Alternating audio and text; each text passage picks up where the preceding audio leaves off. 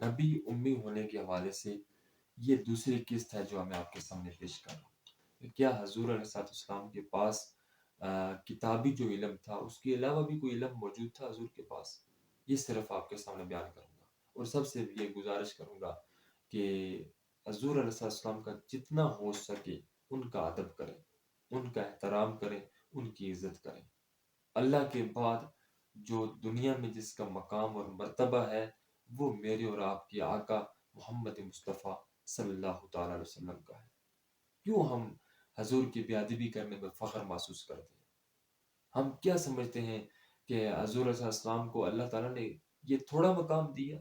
ہم کن چکروں میں پڑے ہوئے ہیں اور کس قدر ہم کفر کی طرف جا رہے ہیں. ہم کیا سمجھتے ہیں کہ حضور علیہ السلام کے اندر عیب لگانے سے یا عیب نکالنے سے کہ اللہ تعالیٰ ہم سے خوش ہو جائے گا؟ ایسی بالکل بھی بات نہیں ہے. اللہ تعالیٰ کی خوشی یہ ہے کہ جتنا ہو سکے اللہ کے بعد جتنا ہو سکے وہ حضور صلی اللہ علیہ وسلم کا ادب و احترام کرنا چاہیے. یہ اللہ تعالیٰ کی خوشی ہے. اللہ تعالیٰ کی رضا اس میں ہے کہ حضور صلی اللہ علیہ وسلم کی توقیر کی جائے، ان کی عزت کی جائے. لیکن قرآن پاک، پورا قرآن پاک، اس میں سارے کے سارا حضور کا ادب، حضور کا احترام کا درس دیا گیا ہے.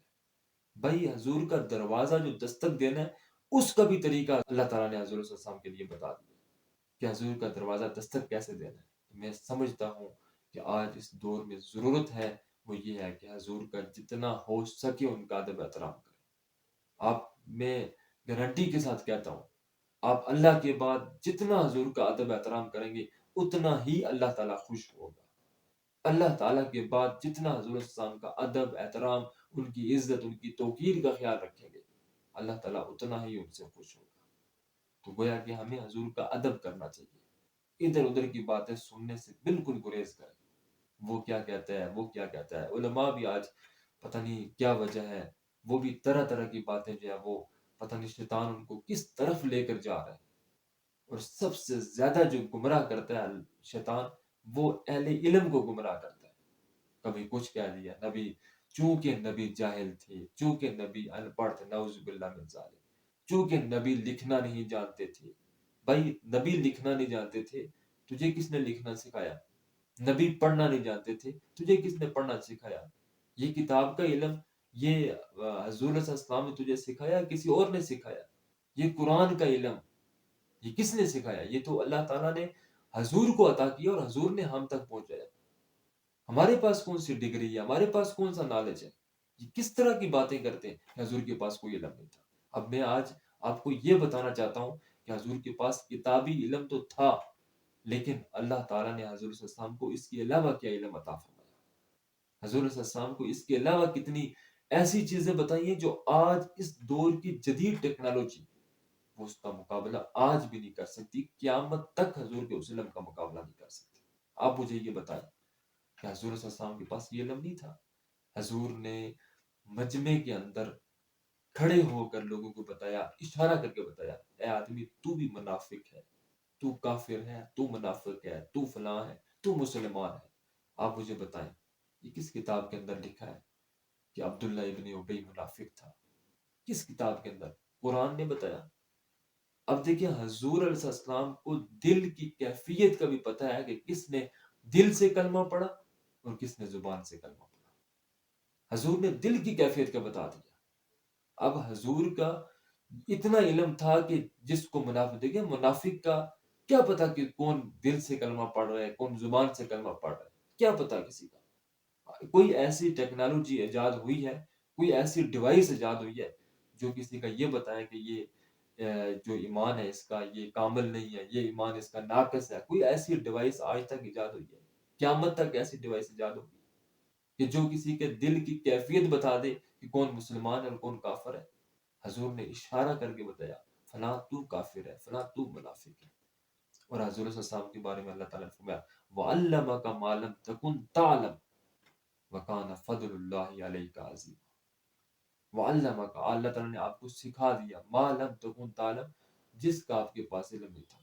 وَكَانَ فَضْلُ اللَّهِ عَلَيْكَ عَظِيمًا، اور یہ اللہ تعالیٰ کا بہت بڑا فضل ہے. آپ مجھے بتائیں، سکھانے والا اللہ تعالیٰ ہے، سیکھنے والے محمد الرسول اللہ ہیں۔ اب کتنا علم سیکھا، کس قدر سیکھا، ہمارے پاس کوئی پیمانہ موجود ہے؟ ہمارے پاس کوئی ڈیوائس موجود ہے، کوئی آلہ موجود ہے، کوئی ترازو موجود ہے کہ جس سے ہم یہ اندازہ لگا سکیں کہ اللہ نے کتنا سکھایا اور حضور نے کتنا سیکھا؟ اللہ تعالیٰ نے جو کچھ علم تھا کائنات کا، جتنا بھی کائنات کا علم تھا، وہ سارے کا سارا اللہ نے حضور کو عطا فرما دیا۔ بس ہمارے پاس یہ ڈیوائس ہے، جتنا بھی کائنات کا علم تھا وہ سارے کا سارا حضور کو عطا فرما دیا۔ کہ حضور علیہ السلام نے ایک موقع پر اپنے علم کا اظہار نہیں کیا بلکہ لوگوں کو بتایا۔ ایک آدمی نے پوچھا، حضور نے پہلے سوال کیا، سلونی اما شئتم، مجھ سے سوال کرو، جو چاہو مجھ سے سوال کرو، جو چاہو۔ حضور نے فرمایا جو چاہو مجھ سے سوال کرو۔ ایک آدمی نے کھڑے ہو کر کہا، یا رسول اللہ میرا باپ کون ہے؟ کتنی بڑی بات ہے، میرا باپ کون ہے؟ حضور صلی اللہ علیہ وسلم نے فرمایا کہ جس کو تو باپ کہتا ہے وہ تیرا حقیقی باپ نہیں، وہ فلاں آدمی ہے وہ تیرا باپ ہے، فلاں وہ جو بکریاں چرانے والا وہ تیرا باپ ہے۔ اب اس نے یہ نہیں کہا کہ حضور نے نعوذ باللہ غلط کہا، اس نے اسی کو اپنا باپ تسلیم کیا۔ وجہ کیا تھی کہ اسے معلوم تھا کہ محمد مصطفیٰ کی زبان سے جو بھی نکلتا ہے وہ حق نکلتا ہے، اس میں کسی قسم کا کوئی شبہ نہیں ہے، شک نہیں۔ اب ایک آدمی نے سوال کیا، یا رسول اللہ قیامت کب آئے گی؟ تو حضور صلی اللہ علیہ وسلم نے اس بات کو چھپائے رکھا، اس لیے یہ حکمت کا تقاضا تھا۔ لیکن حضور نے جتنی بھی نشانیاں قیامت کی بتائیں، جتنی بھی نشانیاں بتائیں، وہ ساری کی ساری نشانیاں حضور نے فرمایا قیامت اس وقت آئے گی جب یہ ہوگا، فلاں ہوگا، فلاں ہوگا۔ یہ ساری چیزیں، ساری علامت، یہ 30 سے زیادہ علامات ہیں قیامت کی، وہ قیامت کی ساری علامات حضور نے بتائی۔ لیکن وقت کا تعین کیوں نہیں کیا؟ یہ حکمت کا تقاضا تھا، یہ حکمت تھی کہ وقت کا تعین نہ حضور نے کیا ہے اور نہ اللہ تعالیٰ نے جو وقت کا تعین کیا ہے، یہ چیز پوشیدہ رکھی ہے، یہ چیزیں جو وہ ساری کی ساری پوشیدہ رکھی ہے۔ مزے کی بات یہ ہے کہ حضور علیہ السلام کو اتنا بھی پتہ ہوتا ہے کہ جو پیدا ہونے والا، جو ماں کے پیٹ سے پیدا ہو رہا ہے، آیا وہ بچہ ہے یا بچی ہے۔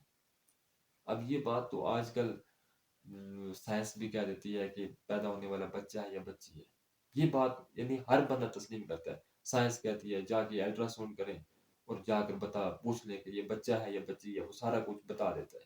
لیکن اس سے بڑی بات کیا آپ کو نہ بتاؤں، اس سے عظیم بات کیا آپ کو نہ بتاؤں کہ حضور کو اللہ تعالیٰ نے کتنا علم عطا فرمایا۔ بس یہ میری آخری بات ہوگی۔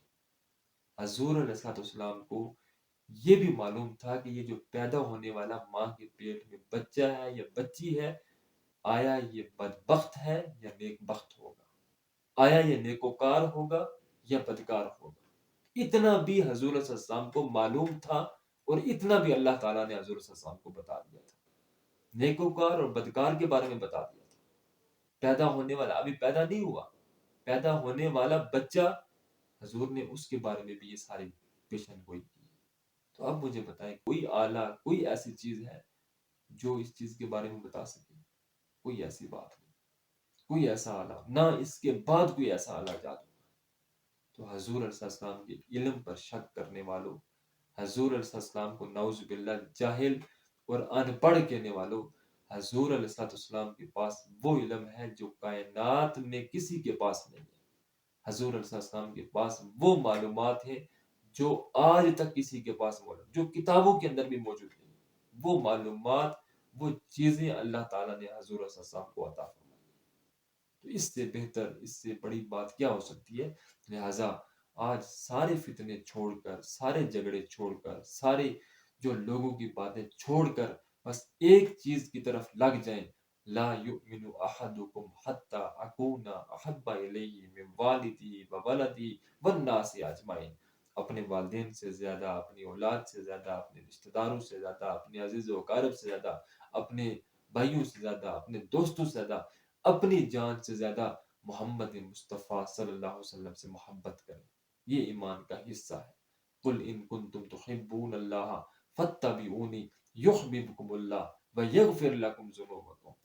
یا رسول اللہ اگر کوئی اللہ سے محبت کرنا چاہتا ہے اس کی شرط یہ ہے کہ فتبعونی، تو وہ محمد مصطفیٰ کی پیروی اطاعت کرے. یحببکم اللہ، تو اللہ تعالیٰ اس کے ساتھ محبت کرنا شروع کر دے گا. وَيَغْفِرْ لَكُمْ، صرف محبت نہیں کرے گا، وَيَغْفِرْ لَكُمْ ذُنُوبَكُمْ، اس کے سارے گناہوں کو بھی معاف فرما دے گا. واللہ غفور الرحیم، بے شک اللہ تعالیٰ بخشنے والا ہے اور مہربان. اپنی زندگی کا یہ ایک طریقہ بنا لیں، حضور سے محبت بھی کرے، حضور کا احترام بھی کرے، حضور کے اندر نقص یا عیب نکالنے کی کوشش نہ کریں، بلکہ یہ سمجھ لیں، یہ آپ ذہن میں رکھیں کہ اس بے عیب نے محمد مصطفیٰ کو بے عیب پیدا کر دیا. ان کے اوپر، ان کے جسم پر کبھی مکھی نہیں بیٹھی. حضور صلی اللہ علیہ وسلم کی فضیلت یہ ہے کہ زمین پر ان کا سایہ بھی نہیں پڑا. اللہ تعالیٰ نے ان کے جسم کو اتنا نفیس پیدا کیا، ان کا سایہ جو ہے وہ زمین کے اوپر نہیں پڑا. ان کے جسم کا سایہ، ان کے جسم پر مکھی نہیں بیٹھے، کبھی آپ کے اوپر نجاست نہیں لگی. یہ ان کی فضیلت اور اہمیت ہے. اللہ تعالیٰ نے ان کو ہر قسم کے عیب سے پاک پیدا فرمایا. تو ہم نقص یہ عیب تلاش نہ کریں، بلکہ حضور سے محبت کریں، ان کا احترام کریں، ان کی عزت کریں، ان کا ادب کریں، اور ان کی سیرت اور ان کی شریعت پر عمل کریں. یہی ایمان ہے اور یہی ایمان کا حصہ